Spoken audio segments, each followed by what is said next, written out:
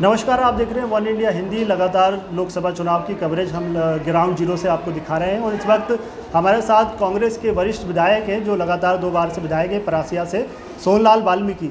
उनसे जानेंगे आखिर उनकी विधानसभा क्षेत्र के क्या मुद्दे हैं और किन मुद्दों को लेकर इस बार जनता लोकसभा चुनाव में जाने वाली है। सर, वन इंडिया में आपका बहुत बहुत स्वागत है। सर, आपकी विधानसभा क्षेत्र में लोकसभा के क्या मुद्दे हैं? देखिए, हमारी विधानसभा में और जो मुद्दे हैं लोकसभा के, एक तो छोटी बात की कि पिछले 20 वर्षों से भारतीय जनता पार्टी की सरकार मध्य प्रदेश में है। आज तक यहाँ कोई उद्योग स्थापित नहीं हो गया। मेरा ये तीसरा चुनाव, तो मैं तीसरी बार विधानसभा चुनाव जीता हूँ। तो लगातार निरंतर मैं भारतीय जनता पार्टी के मुख्यमंत्री जो भी रहे उनसे निरंतर संपर्क में था और मैंने कहा कि मेरे क्षेत्र में बेरोजगारी बहुत है, इसको दूर किया जाए।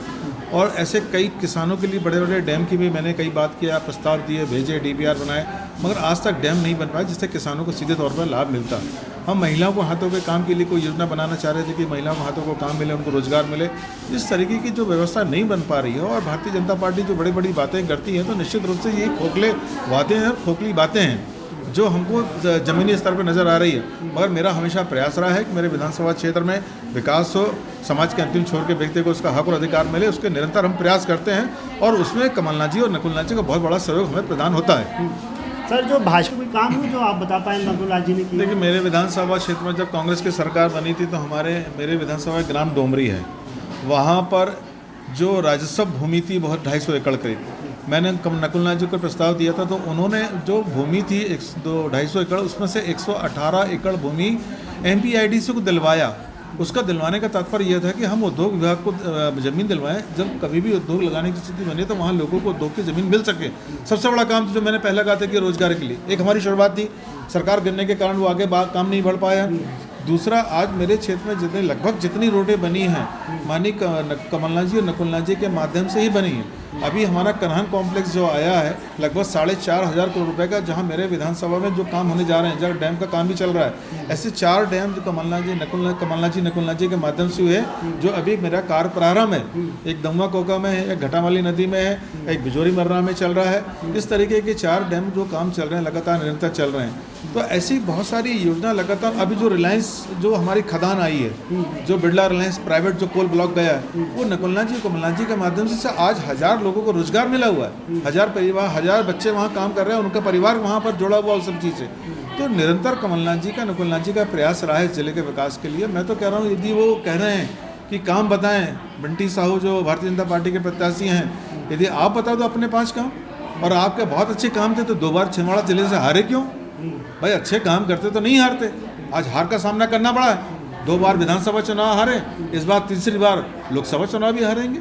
उनका कहना है सर कि इसी वजह से जो है कांग्रेस पार्टी के नेता उनके, क्योंकि उनका कहना है कि कांग्रेस के पास उनकी खुद की कोई नीतियां नहीं है और कांग्रेस कार्यकर्ताओं को ये अब लगने लगा है कि कांग्रेस ना सत्ता में आएगी ना उनके पास कोई नीतियां हैं, इसलिए उनके जो नेता छोड़कर भाजपा में शामिल हैं।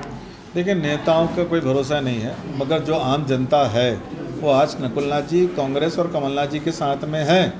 और निश्चित रूप से छिंदवाड़ा जिले की जनता कमलनाथ जी के साथ में पिछले 40 वर्षों से साथ में है। यदि कोई नेता काम नहीं करता या नेता कोई ऐसी हरकत करता तो निश्चित रूप से जनता उसके साथ में नहीं होती। ये तो उनको खुद का आकलन करना पड़ेगा, खुद का, कि उनको जनता साथ नहीं देती है, इसलिए वो हारते हैं चुनाव। पिछले चुनाव की बात करें तो सिर्फ 2% वोट का अंतर रहा था, तो इस बार माना जा रहा है कि फाइट टफ होगी। तो कांग्रेस इसको किस तरह से ले रही है, किस तरह की तैयारी है? कोई टफ फाइट नहीं है। देखिए, कमलनाथ जी ने काम कराया। मैं कहूँ काम की जो बात चली थी, मैं एक बात और गिना दूँ आपकी। हार्टिकल्चर कॉलेज जिले में कमलनाथ जी बनाया, एग्रीकल्चर कॉलेज ने बनाया, विश्वविद्यालय नकुलनाथ जी ने लेकर आया, और इतना बड़ा मेडिकल कॉलेज जो बन रहा था, उनसे पूछिएगा, भाजपा प्रत्याशी थे, जब कमलनाथ जी मुख्यमंत्री थे तो उन्होंने 1465 करोड़ रुपए का बजट का प्रावधान किया था।